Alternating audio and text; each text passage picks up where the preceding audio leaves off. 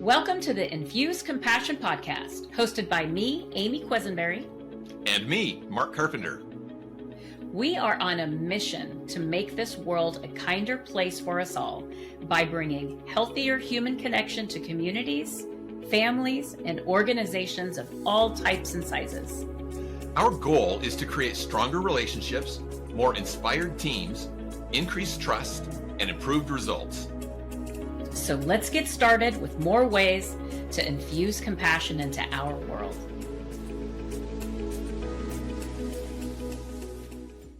Welcome back, Compassionators, to this episode of the Infuse Compassion podcast. Amy and I are going to have a discussion about a guest that we talked with in last week's episode. It was Greg Stevens, who is the author of the book, The Art of Restoring Impossible Relationships. If you're on our video, I'm holding that book up here. You can see that. Fantastic discussion around these relationships that we feel like are irreparable. They're damaged to the point that we can't do anything about them, and the stress and the strain that causes.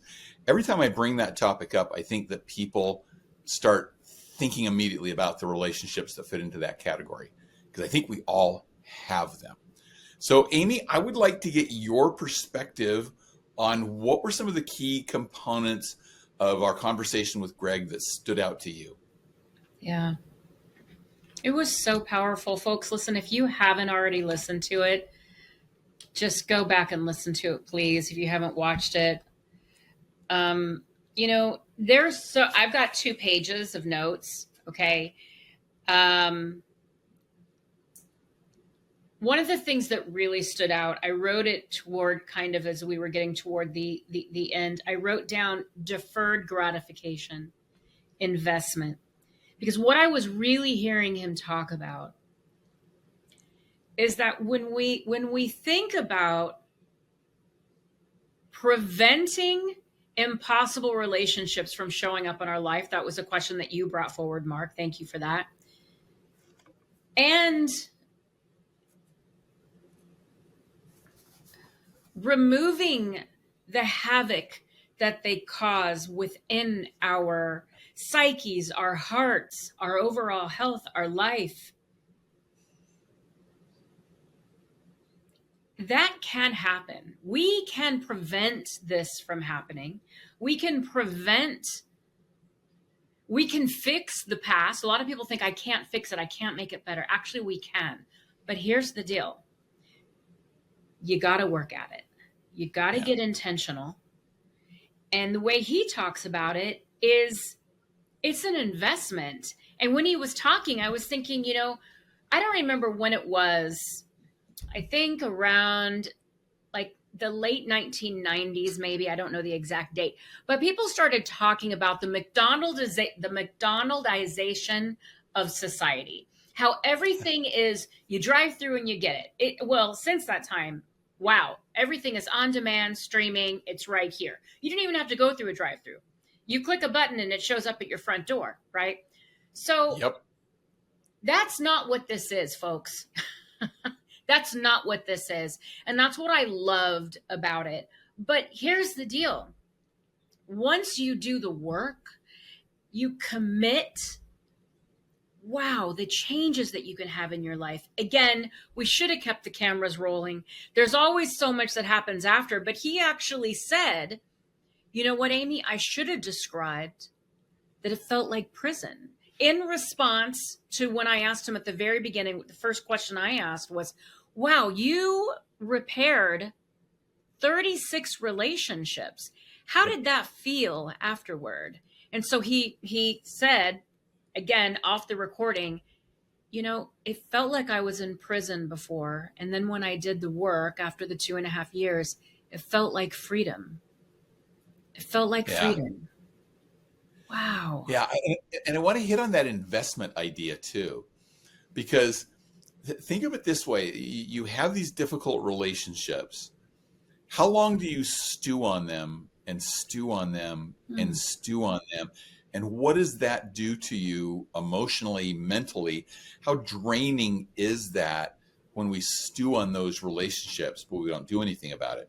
Yeah. So the investment that you're making in saying, I'm going to get the skills, That was another area of focus that Greg had. You got to have the skills to be able to step up to these conversations to restore those relationships. You invest in the skills, you invest in the time and the emotional effort to actually have the conversation, and it pays dividends down the road. That's right. He brought up the point off camera about the difference between a cost and an investment. A cost is something that we go to McDonald's and we get that meal and we eat it. That costs us something. But an investment is something that has return on it. And not just an immediate return, but a long-term benefit, a long-term return. And investing in these conversations is really investing in these relationships that have long-term value in your life by taking away that constant stress of those strained relationships. And, you know, as I'm listening to you talk, Mark, like I'm feeling inside me so much clarity on the self-compassion aspect of this. Yeah. Like really committing to doing this work. How much self-compassion is that? The peace of mind, the quiet, the easeability to just go to the store and not be in fear of seeing that person, whoever that person is, those people. And I love that he said, it doesn't mean you're going to be best friends. You may never even see them again. But here's what it is. It's not a thing. It's not a thing. It's a thing right now. But once this work is done, it's not a thing because you've cleaned the house, as they say, right? Yeah. Sorry, I can tell you on. No, I was just gonna follow up on that, and this might be where you were going as well, because it's a thing because of the phrase that he used that fear always distorts. That the fears that we have about having those conversations that are difficult with these quote, quote, impossible relationships, that distracts and distorts us. It distorts our view of what's possible. And it distorts our view of the value of that investment that we put into restoring that relationship. And so we tell ourselves things like, it's not worth it. And it's the fear that's distorting that we're saying, well, it's not worth it. But think of how much stress and strain we add to ourselves by letting those strained relationships linger and linger and linger and linger. Yeah. And I'm going to take that back even a little bit further because I jumped way deep in, right? But if we go back to the beginning, he talked about limiting beliefs. Very clear. Listen, the work I do, I talk about them all the time, right? And he said, bottom line, limiting beliefs are not true. So when you say it's not worth it, okay, you're saying it's not worth it. But how you are viscerally reacting when you think about seeing this person, how this is creating stress, anxiety, chaos, whatever it is, call it whatever you want. That's making an impact, right? Yeah. And if this isn't you, that's okay. But I know a lot of people, including myself, where this is a thing, right? Well, and Greg even said that everybody he talks to about this has at least one. There's at least one of those relationships in their life, and it may even be far in the past. And so we put it out. We separate ourselves from it, but it lingers in the back of our minds that we have some of these relationships that we have either given up on, or we've just felt like they're too impossible to deal with, and so we do workarounds to avoid the person or avoid the conversation with the person. And so I think they're even more common than you'd believe. If you're listening to this thinking, oh, I don't have any of those relationships like that, you may not be thinking deeply enough. And I'll bet there's some in there that are lingering with you. Yeah. He also, and I had to ask you for clarity on this because I didn't get all of the words written down. But he said everything, and I thought this was so powerful. I want people to hear this. Everything in my life I create, promote, or allow. Because we talked about the accountability, right? Well, wait a second. But what if it's their fault? Hold on a second. Hold on a second. There's a side of the street, their side, your side. Everything, and he kept on going back to, but what am I doing that's causing this to happen? What am I doing? Everything in my life I created, promoted, or allowed. Yeah. That's an accountability statement right there. Yeah. I'll tell you the other accountability statement that stood out to me. He said, anytime that you feel like you're right, and when you feel the stress of this coming on, you should start asking more questions. That's right. And in order to step into that conversation, you have to ask, is my heart open or closed? Yeah. Where am I with this? And if I'm the one that's closing down, well, that's on me. And so we got to be really careful about those times when we think we're right. This takes me back to the episode that we had with Dr. Paul Jenkins too, when he said, we was talking about positive psychology, and he said, anytime you believe you're right, yeah, you probably are, but you've created that. You've created that reality for yourself. Mm-hmm. And so it's not even just a matter of, am I right? It's a matter of, what am I going to do about it? Yeah. And that's that personal accountability part that I think Greg talks about a lot, is stepping into my responsibility on those relationships. And I think that's really, when we talk about infusing compassion, right? It doesn't happen in a silo. And it really is having the self-awareness that both Dr. Paul and Greg and so many of our lovely guests talk about, that it begins with us having the self-awareness to realize, or hopefully we have somebody in our lives that can help us realize, you know what, there's a better way to show up.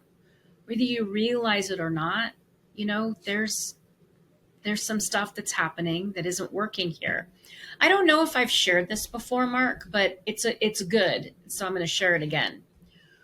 When I was in a leadership program at a company that I worked for, and there were about 15 of us from all over the world, and we had different camps: an HR camp, a technology camp, a finance camp, operations camp, and each camp, they would fly this whole group to another country. And we would be there for a week, 2 weeks, and we'd have to work on projects together. Well, there were 3 folks from the Philippines. And I was very, very, you're in the leadership program because they saw you as an aspiring leader, but they also saw that you, in some area, you had opportunity for growth.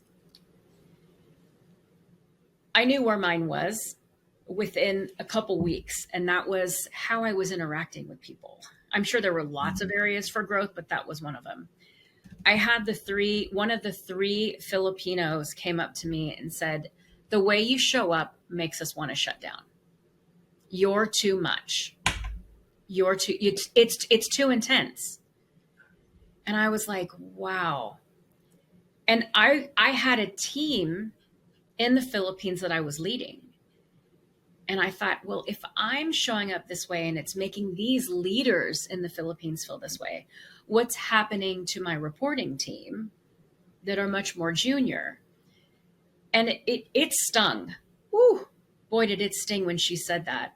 But I was so grateful because it made me stop and say, Amy, there's a way that you're showing up that it's taking, I'm just going to say, too much oxygen in the room. And sometimes we need to be quiet and listen. And I wasn't listening enough. It's interesting, Amy, that you bring that up, because I can tell you've worked on that. Because in our interactions, sometimes I feel like I'm the one that's too much. I tend to move fast and jump in with thoughts and jump in with questions for our guests. And I've learned I need to give you a little space to get in. I feel like I'm the one that's too much, not you. And even though that was the feedback you got, that you were too much. Well, we both have introvert personalities, right? We both have, yeah, no, I don't think you're too much. But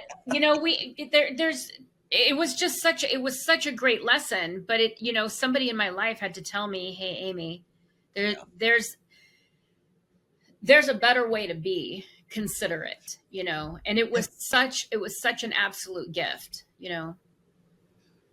Without those other perspectives, without those other people in our lives, our ego starts taking over. Mm-hmm.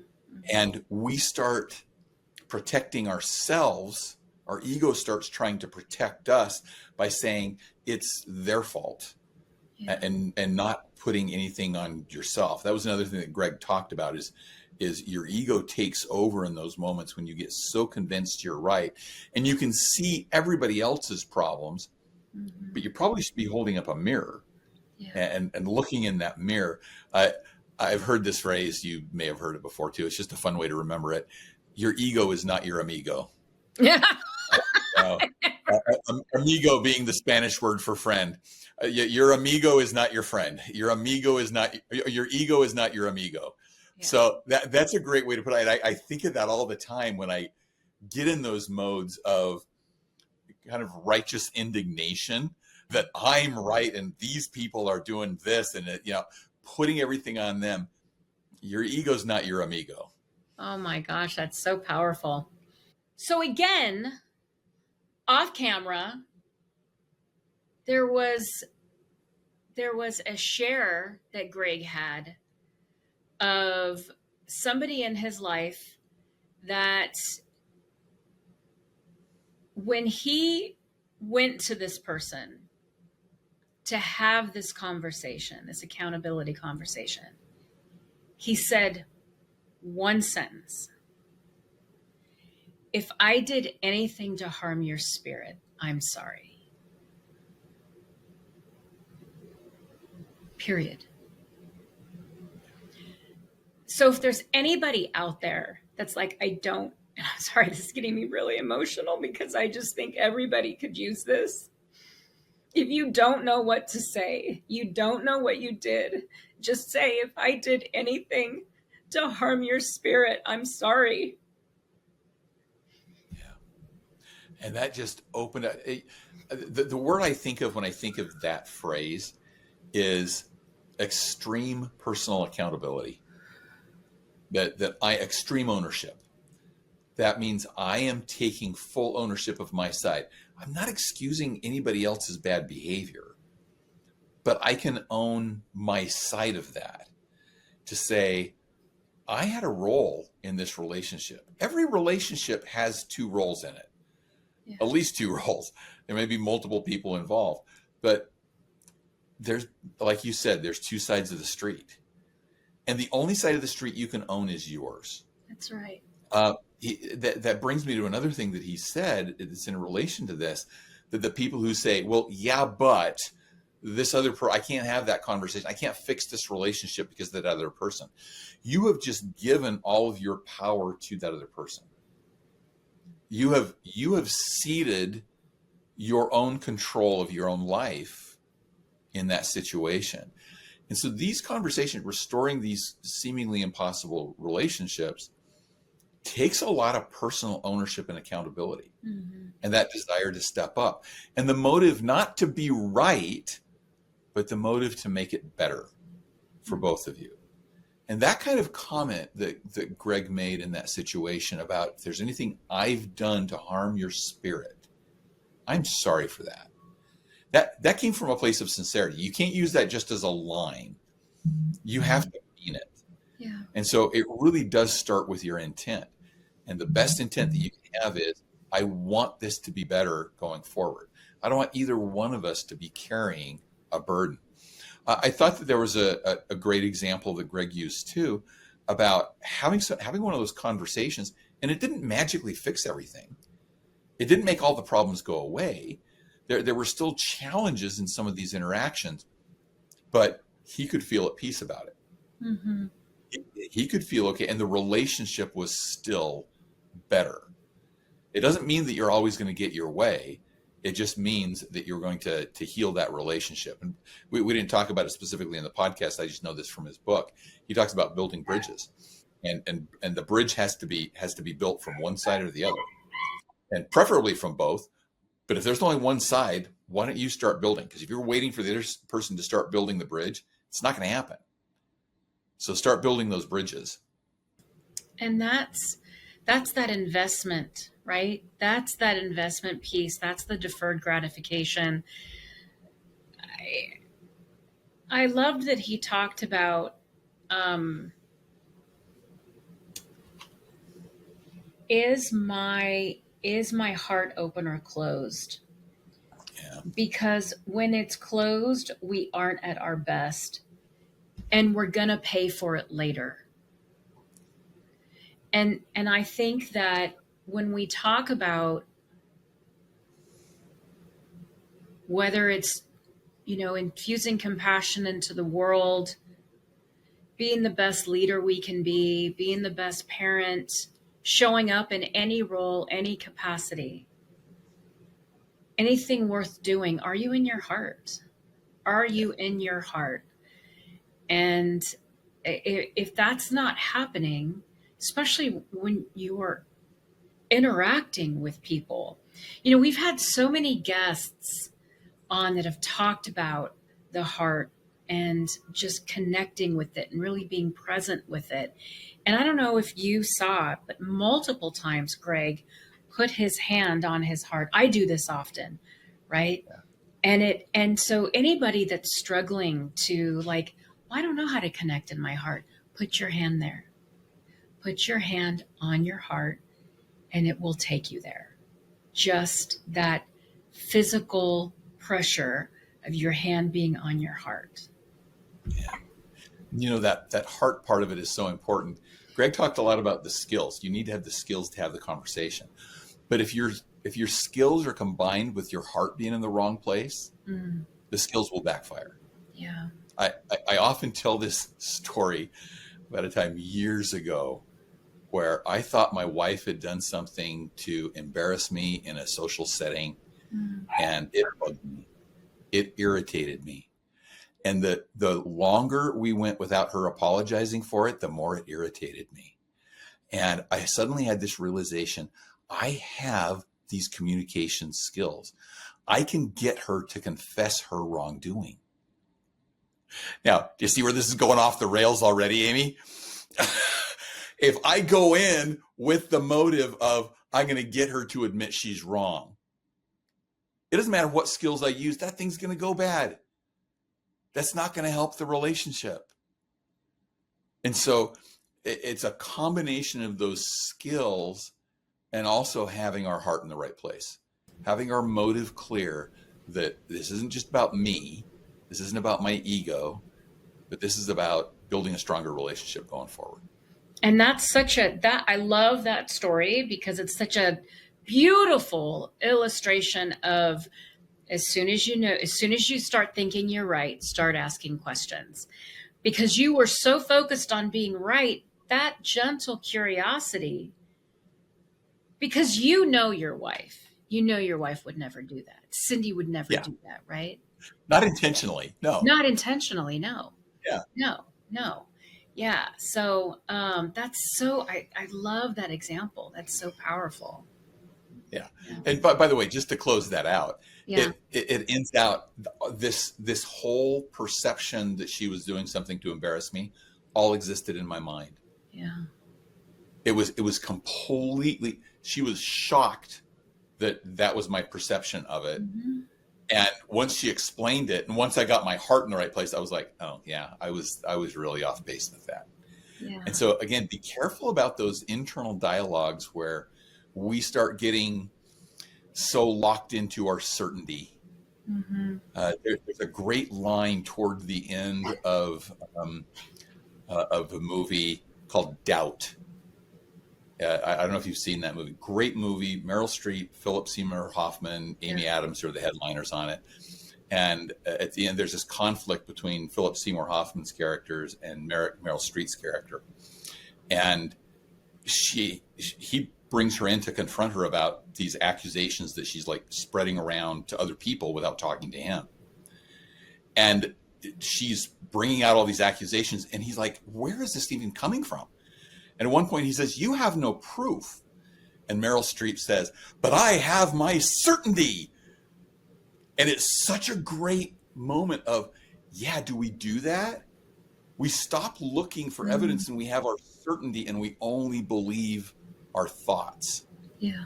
We don't believe what we're seeing. We only believe what we're thinking about it. And that's another place where our ego is not our amigo, and it just gets in the way.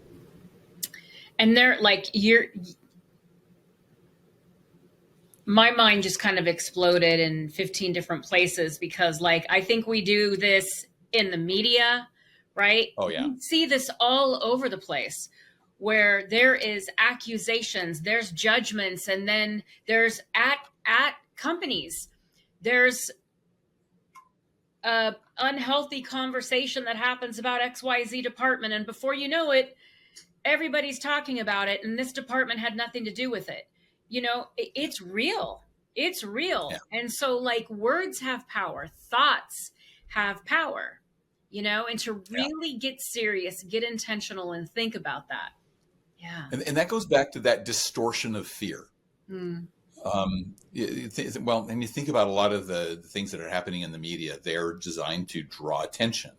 And so they put some fear out there for those distortions to bring more attention.